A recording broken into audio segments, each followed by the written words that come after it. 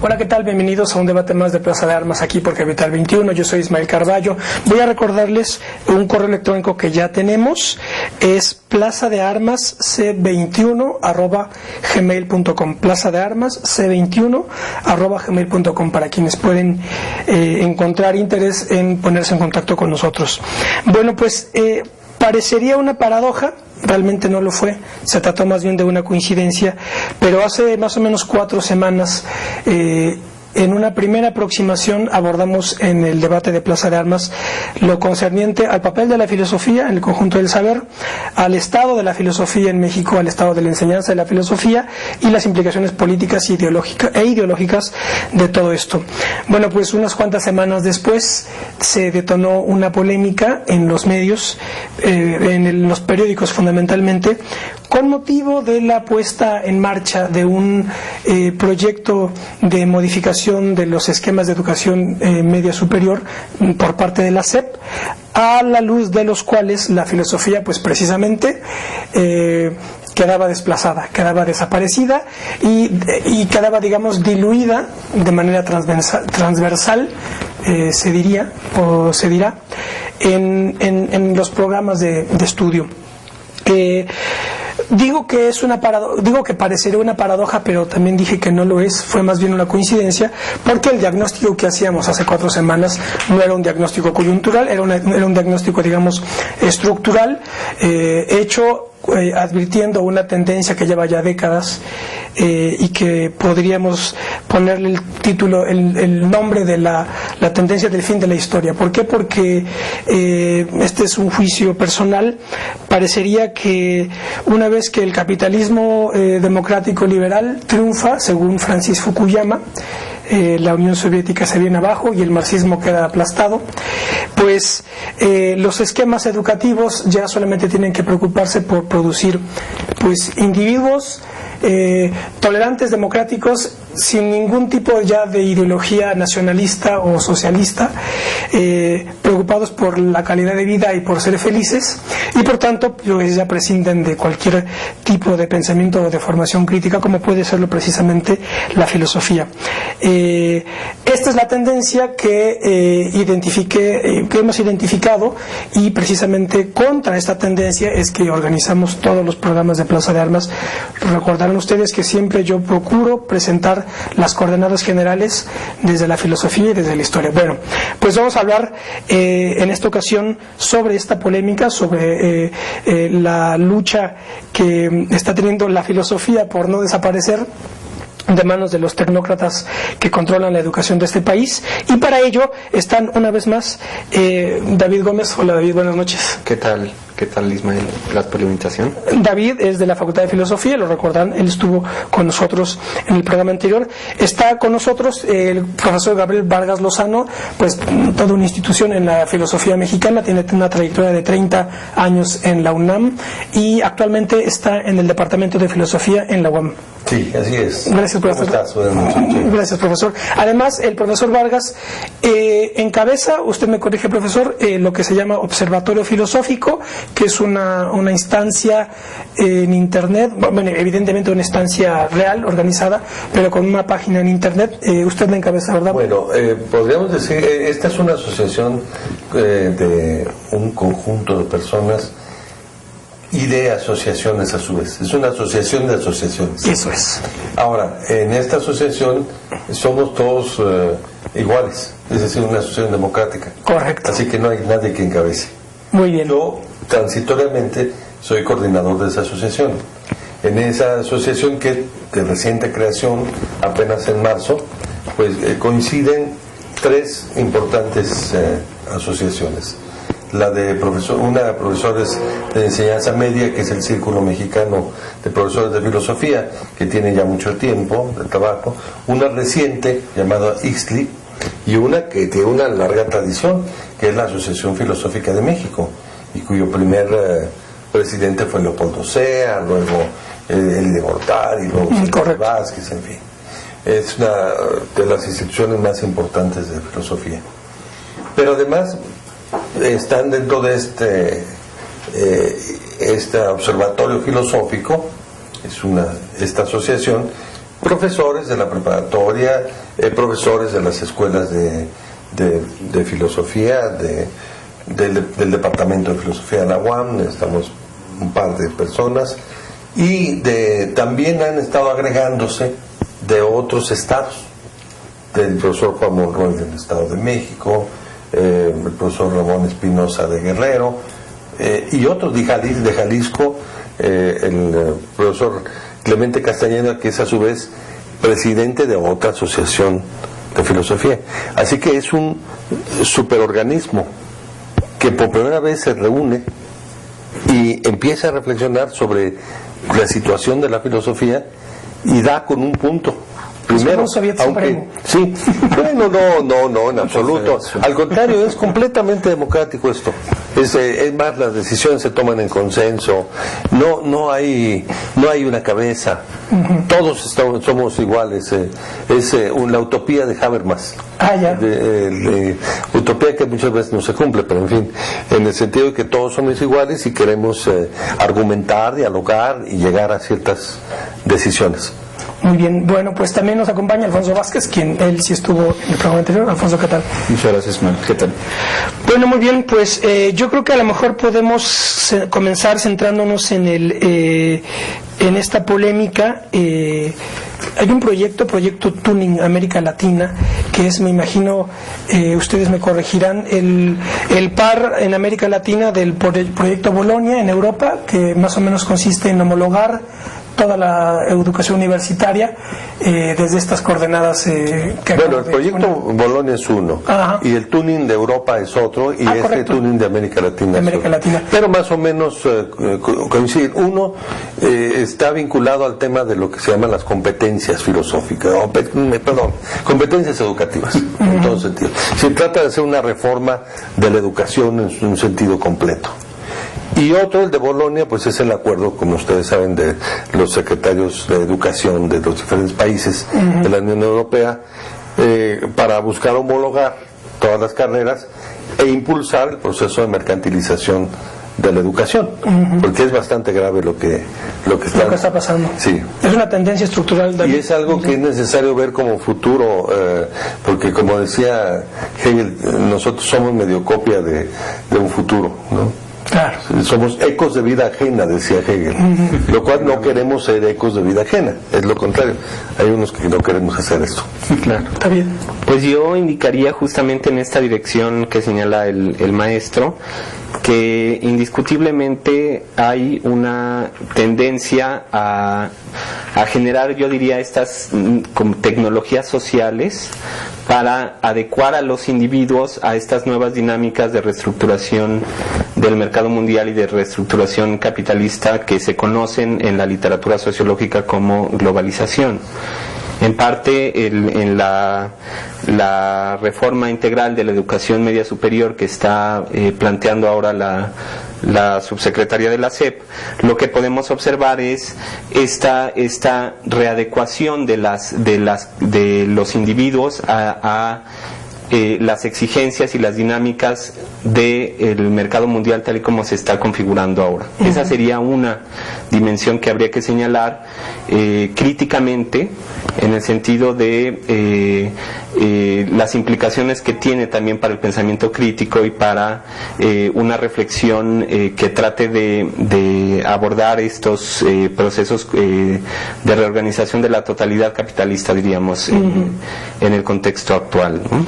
¿Qué fue lo que pasó, profesor? Hubo una puesta en marcha de este proyecto de reforma, después se organizaron el observatorio, profesores de filosofía, e interpelaron a la Secretaría, pidieron una audiencia, se acercaron con ellos.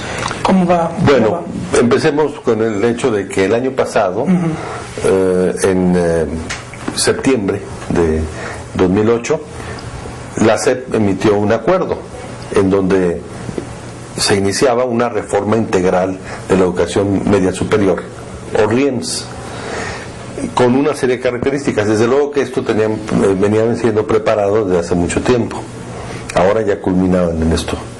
Y en octubre, eso es el acuerdo 442. En este acuerdo 442, la filosofía solo está en una nota al pie de página. donde se dice allí que materias como lógica, ética, estética son muy importantes, dice, pero pasan a ser transversales, competencias transversales. Esto quiere decir que en lugar de ser básicas, en lugar de que todos los obligatorias para todos los estudiantes, pasan a una especie de tierra de nadie llamado competencias transversales. O sea, que quedan solamente como una consigna y nada más. Sí, un principio con una serie de subíndices en donde se explica el principio. Entonces, digamos, pensar críticamente.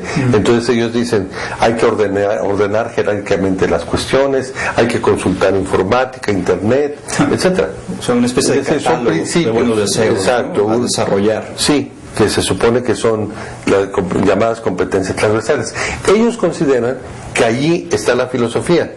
La verdad es que hemos leído muy atentamente todas estas competencias y allí no hay ninguna fundamentación filosófica, pero podrían ser fundamentadas filosóficamente estas llamadas transversales.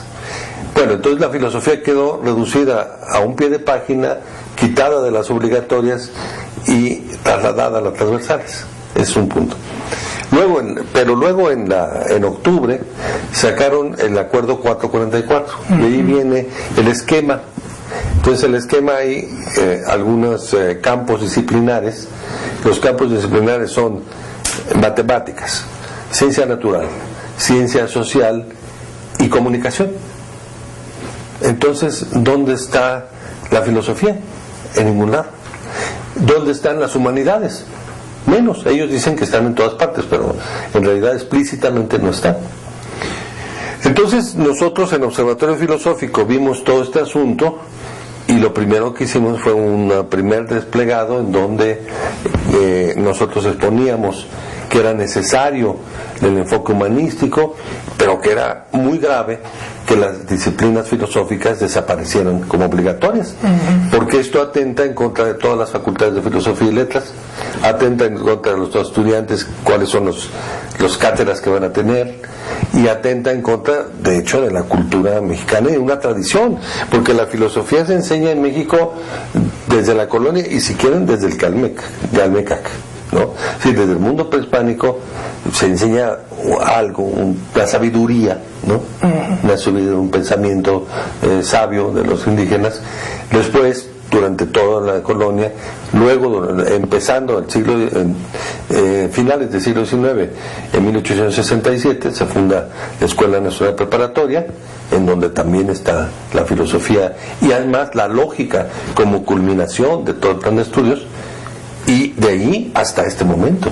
Entonces el hecho de la desaparición de estas materias no solo es histórico, sino es un atentado contra la cultura y contra esta función humanística.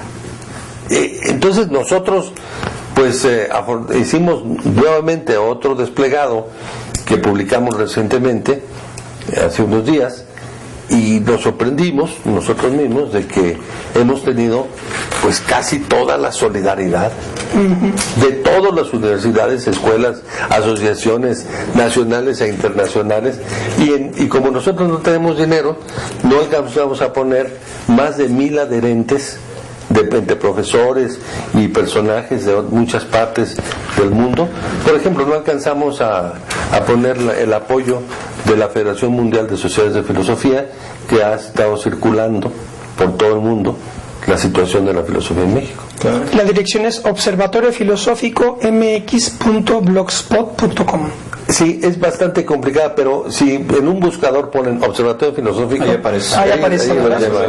Los lleva inmediatamente. Sí. Entonces, y estamos sorprendidos también solo que en este Observatorio Filosófico, en el blog de visitas, hay una serie de opiniones interesantísimas sobre la importancia de la filosofía, el significado de la filosofía, la función de la filosofía, que yo me he quedado verdaderamente sorprendido, porque yo pensaba que la gente más bien decía, bueno, esto de la filosofía, ¿para qué en un mundo globalizado? No sirve sin para perjuicio nada. de que precisamente los periodistas y los que están encabezando proyectos televisivos o editoriales, ellos son los que dicen, no, a la gente no le va a interesar, a la gente le va a aburrir. Sí, ellos pero son al fondo a la gente sí le interesa. dictadores del gusto y dictadores del pensamiento, ¿verdad? Dictadores del mal gusto. Del mal gusto, más bien, sí, claro.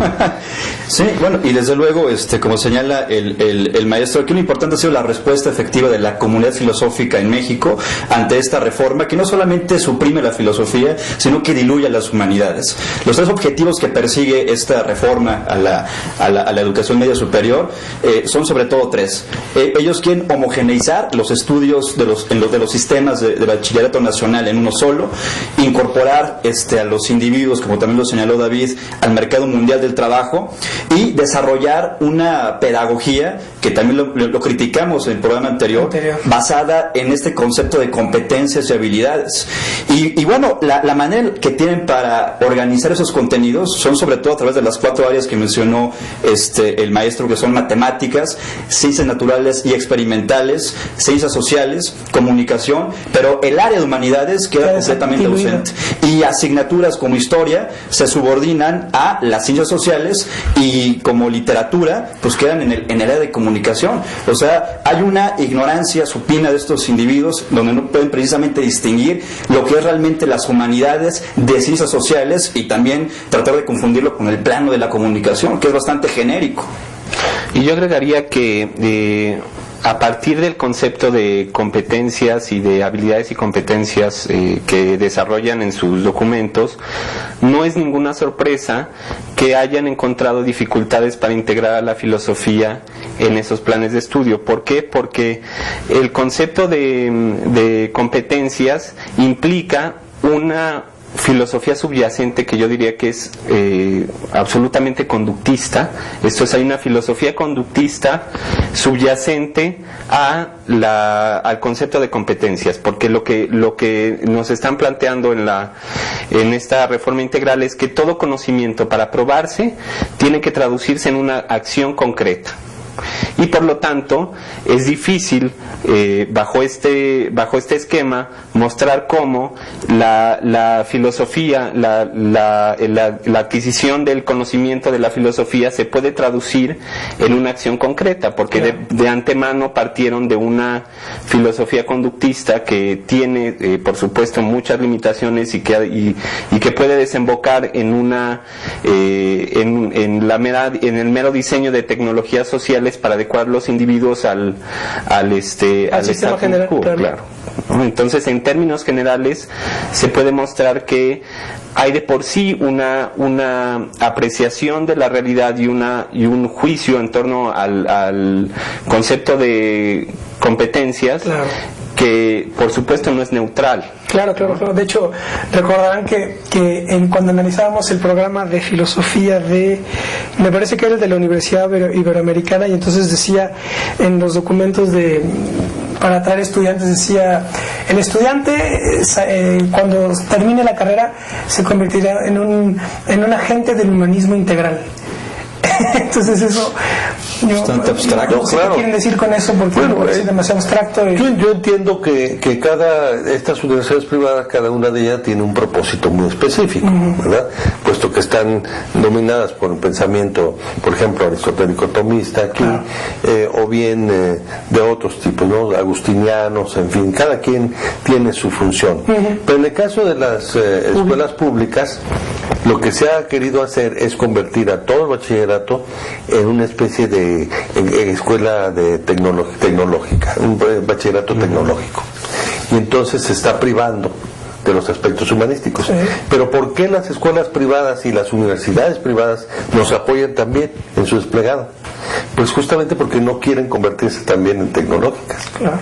Entonces, porque ellos también digamos, hay una coincidencia, Claro. tanto de las oficiales como de las privadas en ese sentido. Además es crucial la idea, es crucial el hecho de que se enseñe filosofía a nivel bachillerato, porque precisamente cuando pasan a la carrera universitaria, pues ya no necesariamente, si te vas a estudiar una ingeniería o una medicina, Claro. pues ya a lo mejor ya Se no pierde volverás a contacto. tener contacto con textos de la tradición filosófica o con seminarios de pensamiento, de sistematización racional de alguna problemática concreta. Mira, eso que dices- Entonces, si hay algún lugar donde tiene que tener una plataforma mínima, todo ciudadano, es en el bachillerato, porque después, pues ya cada quien a lo suyo, ¿no?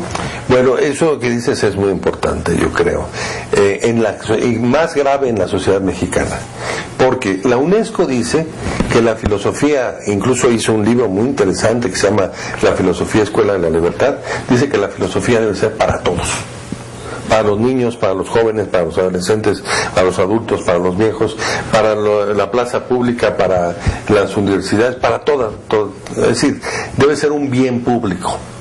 Y aquí en México la filosofía ha estado arrinconada en la universidad y en las escuelas de filosofía, no tiene ninguna repercusión pública, y el único contacto que tenía un joven que iba a estudiar alguna otra cosa con la filosofía era allí. Exactamente. Y entonces, si se priva esta situación, pues realmente es enormemente grave, doblemente grave. Doblemente grave, claro. Sí, por ejemplo, así como cualquier ciudadano debe de saber matemáticas mínimas, pues también cualquiera debería de, por lo menos, tener noticia de un argumento ontológico sobre la idea de Dios, o qué es ateísmo, por qué ateísmo, por qué Y no ateísmo, difícilmente, qué es idealismo, qué es materialismo, mínimamente, ¿no? Esa es la... Bueno, por ejemplo, nada más un ejemplo, yo creo que desde el punto de vista ético, el estudiante debería de tener una ética laica, no una doctrina religiosa.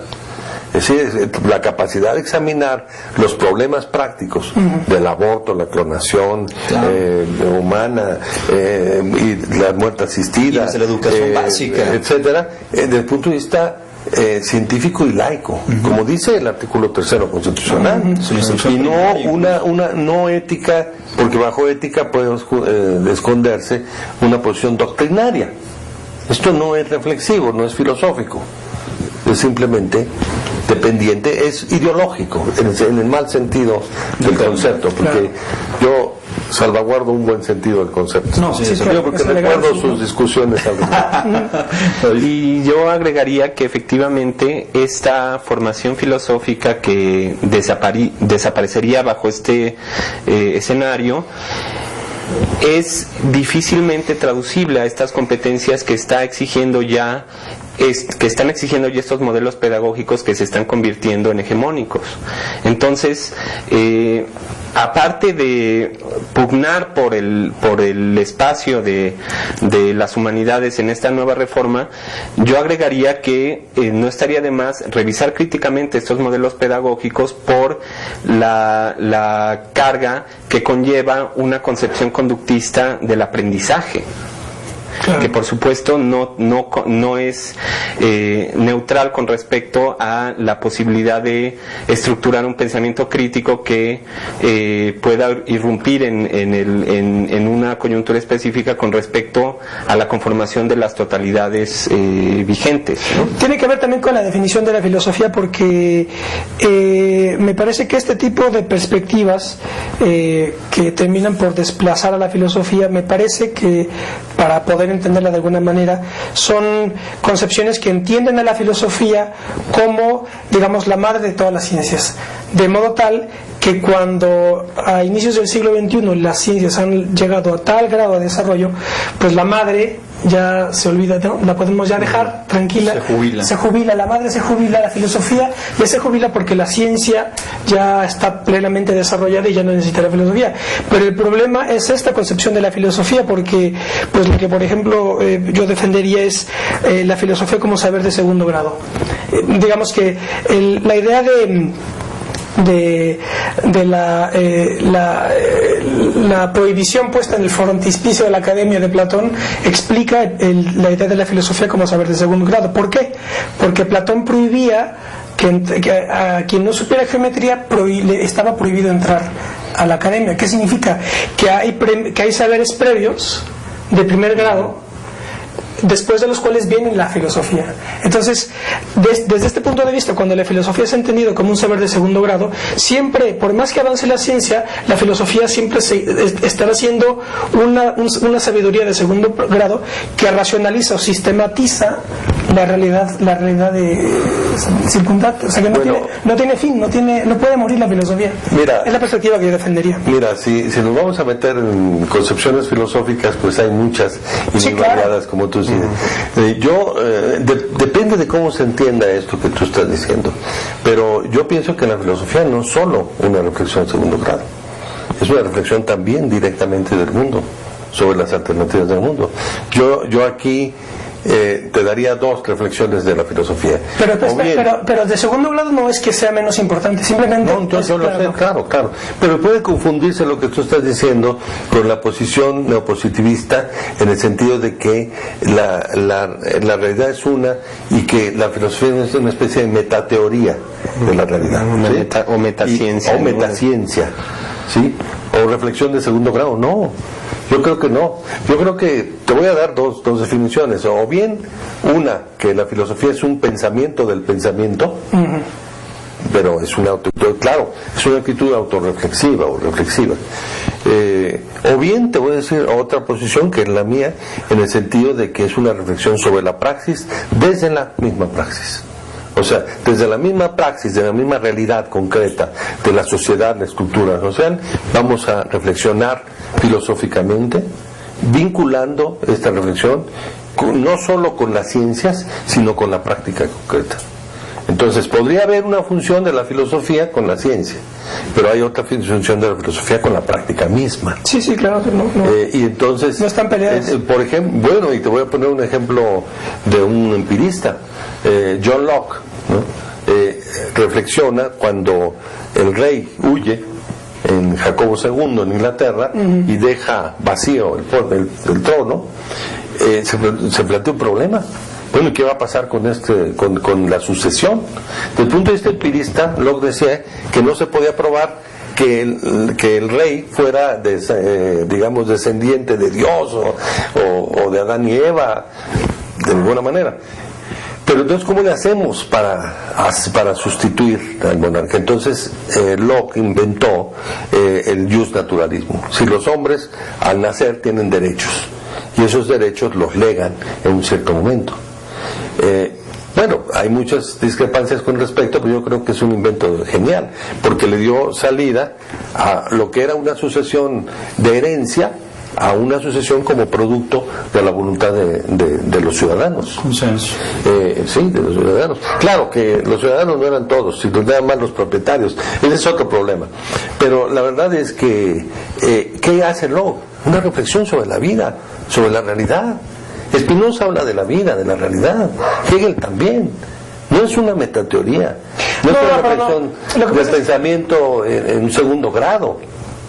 Es una reflexión que puede ser segundo grado, pero también puede ser directamente la realidad. ¿Por qué no? Bueno, yo defendería la idea de segundo grado por cuanto a lo que de sistemático tiene la filosofía, porque los saberes de primer grado son los saberes técnicos y científicos, pero que están, digamos, tienen un cierre categorial que es el de su campo de especialidad. Ya veo, ya Gustavo Bueno. Y son desbordados por la propia realidad, exactamente.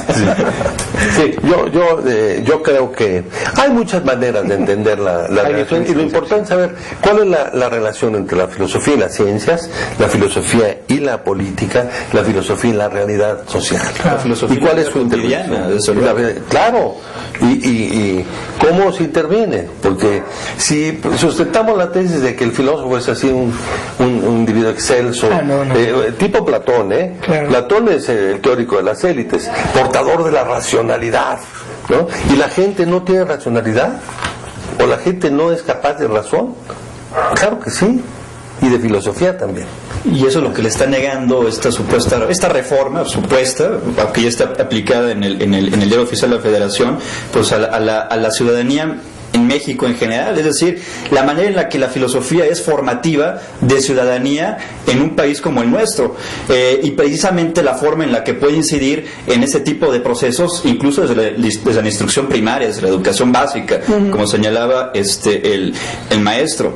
Y bueno, yo retomaría todo esto que hemos señalado sobre la RIEMS, con un párrafo que ilustra, pues, de una manera muy clara. ¿Que es un párrafo que del acuerdo o del? Sí, del acuerdo. Del decreto, ajá. El decreto que se publicó en el Diario Oficial de la Federación, y que dice: otras disciplinas como filosofía, ética y lógica no se incluyen por ser de carácter más bien transversal, pero no por ello se asumen que sean de menor importancia. En el marco del Sistema Nacional de Bachillerato podrán incluirse como asignatura si así se considera pertinente. Y esto da paso, pues, a la discrecionalidad. ¿Quién juzga si es pertinente o no incluir en un plan de estudios para un bachillerato específico estas materias que tienen que ver con la filosofía o que son filosóficas en sí mismo? Entonces, pues bueno, da paso a la confusión, a la discrecionalidad y a la omisión completa de la filosofía. Perdón, allí hay dos condicionales. Podrán ser, ¿sí? Y sí se considera pertinente. Es decir, si un funcionario dice que no, pues no quita. No hay obligatoriedad. No, Claro. no hay obligatoriedad. Claro. Las quita. Y creen también, lo que pasa es que hay universidades autónomas, como por ejemplo la Nacional, que puede definir sus planes de estudio de acuerdo con sus características. Y que se ha deslindado. En la Bueno, UNAM, en la UNAM se ha deslindado, pero las otras universidades no. La UAM. Y eso es grave. Eso influye. No, la UAM no, porque la UAM no tiene bachiller. preparatoria. Correcto. Pero es grave porque también influye en las otras estatales. universidades estatales. Entonces, podrán, y si se considera pertinente. Ya es dejarlo. Pues es exactamente eso. Quitar la filosofía, pasarla a una tierra de nadie y eliminarla. Y si tiene suerte, que alguien. Eso quiere decir desaparición de la filosofía. Y toda la Desde la gente lo República vio restaurada al clarísimo. día de- Desde la República restaurada hasta hoy, 2008, estaba la filosofía siempre. Es un desmantelamiento de los principios del Estado Y mexicano. ahora resulta que la filosofía terminó. Es decir, quiero agregar otro argumento. La filosofía debería de servir para que el individuo tenga conciencia del mundo en que está, para que tenga alternativas, para que tenga razones. Vamos a decir, ahora en una situación como la que vivimos, de la influencia, etcétera, en lugar de estar creyendo en consejas, en lugar de estar creyendo en magias o en alquimia o astrología, ¿no? Pues pueden pensar racionalmente qué pasa, tener elementos. En esta crisis tan terrible, tan global que tenemos, la filosofía debería servir para que el individuo común y corriente tenga conciencia clara de las alternativas. Claro, al privarle eso, pues efectivamente está desarmando al individuo y está convirtiéndolo en un autómata, en un individuo que simplemente va a ver que le ordenan. Claro, un consumidor satisfecho. Sí, o bien, insatisfecho porque... O insatisfecho, claro. Sí. Por la dinámica excluyente del propio mercado mundial en las últimas décadas, ¿no? Que es gravísimo, digamos, esto que está pasando. Y que efectivamente podríamos decir que este tipo de reformas lo que diseñan es una especie de división del trabajo dentro de la cual no haya cabida para una reflexión sobre el conjunto de las actividades, que también puede pensarse como una función histórica de la filosofía. Esto es, si asociamos en ciertas tradiciones intelectuales el esfuerzo filosófico como el esfuerzo por pensar la totalidad, por muy problemática que se plantee este concepto de totalidad, entonces desaparecen estas herramientas conceptuales y herramientas teóricas que se han conformado a lo largo de siglos para pensar desde la totalidad, ¿no? Entonces, al parcelar las capas, efectivamente, se va perdiendo el horizonte que permitiría pensar desde la totalidad los procesos históricos, los procesos sociales. De largo plazo. Exactamente. ¿No? Entonces es muy preocupante lo que estamos pudiendo captar acerca de esta nueva reforma integral de la educación media superior, y corresponde a no solamente una visión conductista, sino está entremezclada. Recordemos que las recomendaciones iniciales vienen de la OCDE, en cuanto a los proyectos que está retomando la Secretaría de Educación Pública, ¿no? Entonces se entremezcla una visión conductista de la adquisición de habilidades y de competencias con una concepción del funcionamiento del mercado que pretende generar estas competencias y estas habilidades para que los individuos solamente se sometan a las condiciones de la división del trabajo, tal y como se está configurando en este mercado mundial totalmente excluyente y muy preocupante. También, ¿qué ha pasado? ¿Ustedes tuvieron ya contacto con el subsecretario? ¿Se presentó un proyecto de un documento? ¿Y qué ha pasado? Bueno, nosotros hicimos llegar una petición documentada, argumentada, de cita con el doctor Sekeli, subsecretario de Educación Superior, de Educación Media Superior. Y tuvimos el día de antier una reunión de 3 horas y media, en donde expusimos todos los argumentos que teníamos, y le entregamos un documento que tengo aquí, de 3 puntos, si quieres los leo. Sí, claro. En los 2 desplegados que hemos publicado, el primero el día 30 de marzo en la página de web del Observatorio Filosófico, el segundo del día 27 de abril en el periódico La Jornada, así como en la carta enviada a usted el 23 de abril de 2009, hemos argumentado en torno a la necesidad de que la reforma integral de educación superior, RIEMS, que está llevando a cabo la SEP, le otorga a la filosofía el lugar que merece como una rama del saber que tiene más de 3.000 años de existencia. Por tal motivo, proponemos, primero, la creación de un campo disciplinar común que se agregue a los existentes, denominado humanidades, porque no existe, y es un campo disciplinar específico. Segundo, de tal vez que sean 5, no 4 sino 5, ¿no? Exacto. Sí. Y que en efecto sea integral esta reforma. Exacto. Bueno, medio superior. Con el problema que señala David, en el sentido de que justamente está dentro de un marco de competencias conductistas. Sí. Entonces, ese rojo ahí. Bueno, el segundo punto es la inclusión como disciplinas básicas y obligatorias de la lógica, la ética, la introducción a la filosofía y otras optativas, como filosofía política y epistemología. Porque, por ejemplo, la filosofía política tienen un curso llamado Ciudadanía, y ellos dicen que es filosófico. Pues puede ser, o puede no ser, o quién sabe cómo se dé, y quién lo va a dar. Claro. Y en cambio, el curso llamado Filosofía Política específicamente trata problemas del Estado, de ideología, de política, etcétera.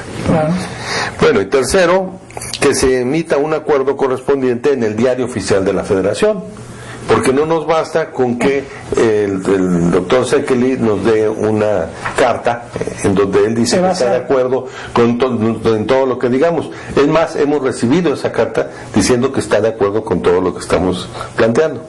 Pero no pasa nada. Pero lo importante es que haya un acuerdo oficial institucional que emita la Secretaría de Educación Pública. Y ahí está. Entonces, lo interesante aquí es que él consideraba que nosotros, Observatorio Filosófico, éramos un grupito pequeño minoritario, y resulta que, bueno, somos un grupo pequeño, pero bueno, no tan pequeño en tanto que representamos también asociaciones de profesores en las cuales estamos nosotros, pero hemos hecho un documento que está avalado por muchísima gente, y por lo tanto, y que puede estar avalado por mucho más, si ahora la influencia nos ha limitado, pero esto todavía falta mucho más aceptó el error que se cometió en esto que se acaba de leer, pie de página. Aceptó también que faltaban las humanidades, y aceptó también que se explique específicamente que hay materias filosóficas básicas y obligatorias. Él aceptó, pero que él aceptó no garantiza más que el acuerdo. Por eso está el punto 3. El punto 3 es fundamental. Claro. Porque si no, bueno, ya saben que sic transit gloria mundi, y entonces las personas pueden irse y venirse, y o pueden pasar a otras partes, y se acabó. Claro. No, Entonces no podemos nosotros permitir eso. Entonces hemos recibido una contrapropuesta que estamos evaluando. analizando. Ya tienen la contrapropuesta. Sí, ya tenemos la contrapropuesta, estamos evaluando y esa contrapropuesta es positiva. Eso Implica... sí están tratando de ver cómo ante la rebelión e insubordinación filosófica que están recibiendo, Tiene que ser. sí están buscando una solución. Entonces, bueno, hasta ahora hay buenas noticias, pero como nosotros somos muy objetivos en el sentido, y solamente cuando tengamos el papel es cuando vamos a decir, se hizo por lo menos algo, pero no lo suficiente. ¿Por qué? Porque faltan otras cosas. Falta que demos buenas clases, que se preparen a los estudiantes. Falta que realmente haya todo un programa de desarrollo de la filosofía. Sí. Faltan muchísimas cosas. En filosofía falta que nosotros podamos convencer a la gente de que la filosofía es un bien para ellos.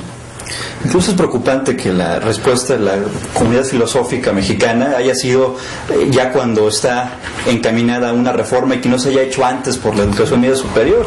A mí me preocupa porque en el programa anterior estamos haciendo un análisis crítico de los principales programas de estudio de las universidades privadas que imparten la carrera de filosofía, pero también hay que señalarlo, el plan de estudios de las carreras de filosofía de las universidades públicas como la UNAM, pues tampoco se le da esa importancia a la formación de docentes y que precisamente tienen como uno de los objetivos cubrir este nicho importante que es la enseñanza media superior. ¿Por qué dices que no se le da? Porque el plan de estudios no aparece como con toda su contundencia entre sus objetivos, precisamente el de hacerle frente y tener una respuesta ante una realidad que está ahí. Es decir, desde la República restaurada, pero concretamente en el siglo XX, la Escuela Nacional Preparatoria pues tiene su eje formativo también en la enseñanza de filosofía a través de la lógica, de la ética, de la historia, de las doctrinas filosóficas, y el Colegio de Ciencias y Humanidades, que es el otro bachillerato de la UNAM, pues bueno, también desde los 70s ha mantenido a la filosofía como asignatura dentro de sus planes de estudio, también con esta función formativa elemental. Hay otras experiencias también del bachillerato, como la reciente del Instituto de Educación Media Superior, en donde tanto la matemática como la filosofía son los ejes de la formación crítica y analítica de los estudiantes. Entonces, bueno, hay una realidad ahí, y ante eso no se ve una respuesta clara por parte de los planes de estudio de estas universidades públicas. Y además, lo que menciona también el profesor, la enseñanza de la lógica ya no se puede hacer bajo los mismos parámetros que respondían a la visión positivista de Gabino Barrera. Claro, y de la Escuela Nacional Preparatoria. Habría que concretizarlo mediante otro tipo de ejemplos. Sí, claro. Y sobre eso también ha trabajado el doctor Guillermo Hurtado, incluso sacó un formidable artículo que fue publicado en una revista del CCH, donde habla precisamente de la manera en la que se pudiese enseñar lógica bajo otros parámetros enfocados a la construcción de ciudadanía, de pensamiento crítico, y que se inscribieran en toda esta coyuntura de construcción de democracia en México. Entonces todo eso hay que revisarlo, y creo que esta sacudida que se dio a la comunidad filosófica a través de esta pretendida reforma, pues sirve como estimulante pues, para seguir reflexionando y profundizando en estos asuntos que todavía no se han respondido de manera adecuada. Estamos viviendo también, yo señalaría, una coyuntura muy especial que unificó a la comunidad filosófica y que, independientemente de las divergencias que puedan existir, era tan evidente el carácter totalmente desinformado de la reforma propuesta por la SEP, que se generó un momento muy particular que unificó a la comunidad filosófica en su conjunto, ¿no? Sin embargo, bueno, efectivamente, como ya lo discutimos previamente, hay diversas concepciones de la filosofía y hay diversas concepciones sobre la relación entre filosofía y otro tipo de discursos, ¿no? Y entonces, en ese plano, efectivamente, mientras se conciba a la filosofía como un discurso autárquico o un discurso que responde a sus propios parámetros, entonces, efectivamente, se pueden dar pie, incluso se daría pie indirectamente a este tipo de reformas que no ven ya la relevancia del discurso filosófico para el presente, ¿no? Claro. ¿Por qué razones quitaron las materias filosóficas? No han respondido. ¿Por qué las pasaron a transversales? No hay una fundamentación. No dan Ninguna razones, fundamentación. Y además también en los documentos no hay una reflexión sobre la evolución de la filosofía y de las reformas que ha habido en México en este aspecto.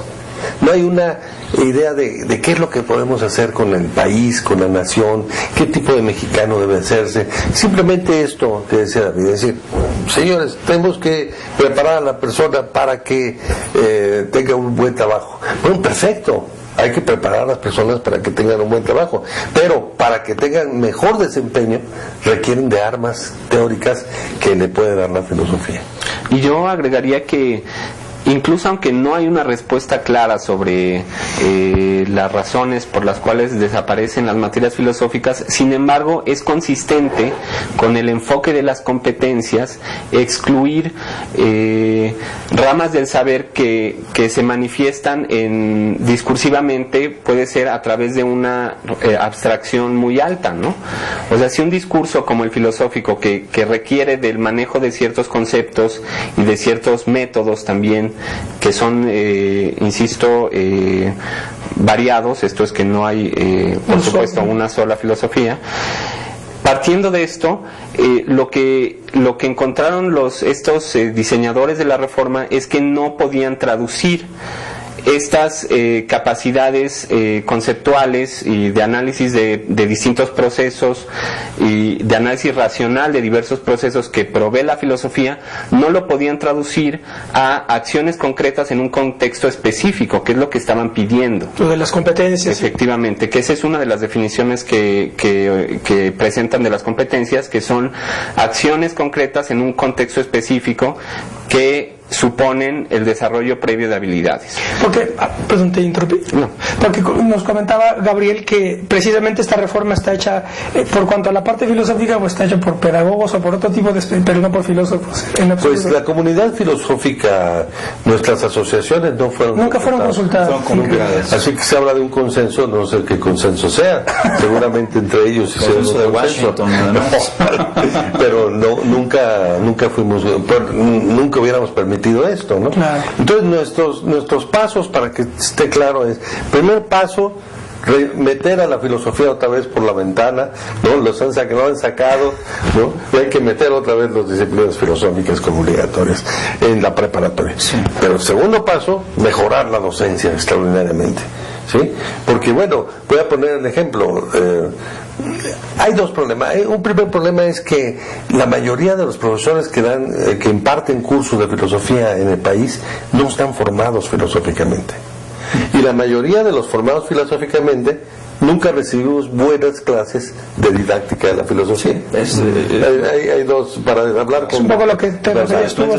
Ahora, eso no anula el significado de la filosofía, porque, por ejemplo, las personas comunes y corrientes reciben creo que 5 cursos de inglés, ¿no? O 6, ¿no? 3 de secundaria y 3 de preparatoria. Quiere decir que pues ya deben de saber hablar como ingleses, ¿no? Y resulta que salen de ahí y no saben hablar inglés, nada. Eso significa que el inglés no sirva. No, sí sirve, es necesario, ¿no? Como otras lenguas también. Pero entonces ahí no hay que confundir. Entonces es necesario esto. El problema de la educación filosófica. Luego, el otro problema: ¿cómo se conecta la filosofía con la sociedad?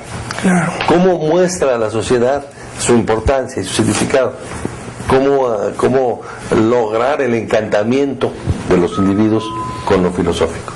Ese es el tercer aspecto que tenemos que abordar. Así que es una labor muy grande a la cual convocamos a todos a que nos... Y qué bueno que estás tratando estos temas aquí. Bueno, pues yo les pediría, para ya ir cerrando el programa, un comentario final.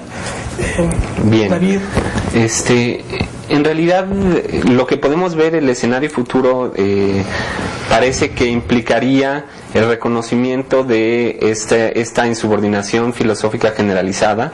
Sin embargo, yo me quedaría con la preocupación sobre preservar la posibilidad de que se preserve la enseñanza de la filosofía, pero traducida a un esquema de competencias que podría hacer que tradiciones intelectuales no compatibles con estos rediseños y estos esquemas sean descartados, ¿no? Por ejemplo, yo insistiría en esta tradición intelectual del pensamiento crítico que suele pensar a la totalidad social y que indiscutiblemente no solamente no está contemplado, sino de antemano se le descarta, ¿no? Entonces, en este contexto, yo veo con mucha preocupación estas reformas educativas, y me preocuparía que se intentara traducir cierto tipo de discurso filosófico que no es compatible con la adquisición de habilidades y que por supuesto poco tiene que ver con la realización de acciones concretas en esta nueva respuesta de la Secretaría de Educación Pública. Pero ya veremos cómo se desarrollan los acontecimientos. Muy bien, bueno, Alfonso.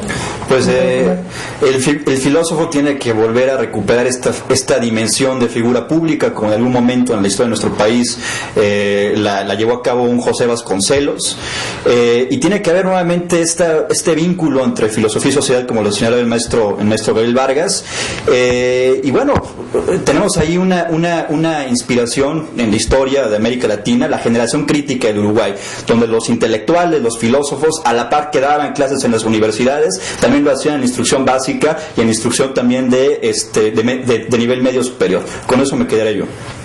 Gabriel. Sí, yo creo que es necesario ya salir, digamos, de lo que se llama la torre de marfil, ¿no?, en las universidades, y empezar a pensar y a reflexionar y a actuar en torno a la relación filosofía y sociedad, filosofía y educación, filosofía y cultura, filosofía y política, desde el punto de vista filosófico, porque para fundamentar más y para invitar a que la gente sea más consciente.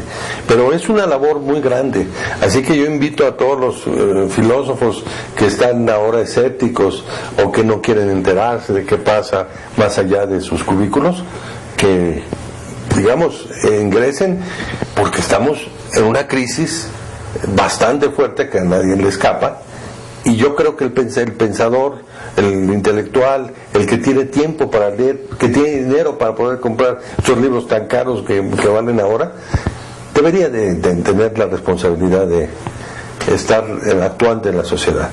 Porque si no hay esta traducción de las necesidades de la gente, filosófica o científicamente, pues se van a quedar en puras necesidades angustiantes de las personas. Se tiene que traducir en discursos, en reflexiones, en intervenciones políticas, lo que la gente piensa. Si se quita entonces esto, porque los intelectuales se fueron a su torre de marfil y luego en la escuela tampoco se recibe esa educación, bueno, pues es la sociedad perfecta de Orwell, ¿no? Claro, eso es. ¿Sí? Y también la que, aunque ya es vieja, la película de Charlie Chaplin, ¿no?, tiempos modernos. Entonces parece que estamos reviviendo una metáfora ya antigua. Pues no, que estábamos en la posmodernidad y en la época nueva, pues tenemos que tener nuevos instrumentos, ¿no? Bueno, muy bien, pues yo sumándome al reconocimiento de Vasconcelos como la figura que, digamos, en el siglo XX, por lo menos en México y en toda la región, iluminó e hizo converger la política con la filosofía, yo también añadiría a Lenin, quien también desde otra perspectiva pues debatió con los empiriocriticistas y organizó la revolución y Gramsci, y bueno, entonces Mariátegui y José Revueltas. Así que hay una tradición que por lo menos desde esta parte, desde la filosofía, pues nosotros nos abocaremos a defender. Quienes quieran tener contacto con el programa, les voy a repetir el correo electrónico: plazadearmasc21@gmail.com, para que hagan pues sus comentarios, sus críticas o sugerencias. Se los agradeceremos mucho. Pues bueno, esto fue Plaza de Armas. Muchas gracias, Gabriel. Muchas gracias a ti. Alfonso, muchas gracias, David. Muchas gracias. Y pues nos vemos la próxima semana. Hasta pronto.